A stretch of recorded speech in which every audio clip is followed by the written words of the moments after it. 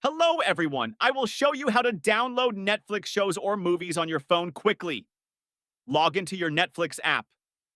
Then tap on your profile icon here.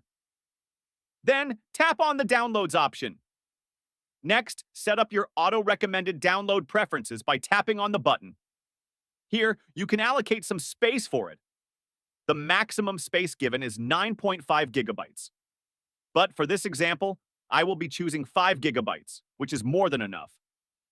After that, select Turn On. Netflix will now auto-download movies it thinks you might like.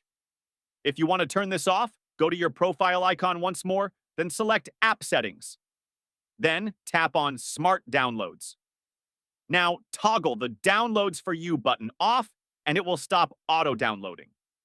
To manually download a show or movie, go back to the Home section. On the search bar, type the title there. I will use Demon Hunters as an example. Select the show and tap on the Download button. You can check the download progress by tapping on this download icon up top. The downloaded video will show up under your profile. Enjoy the show, and thanks for watching.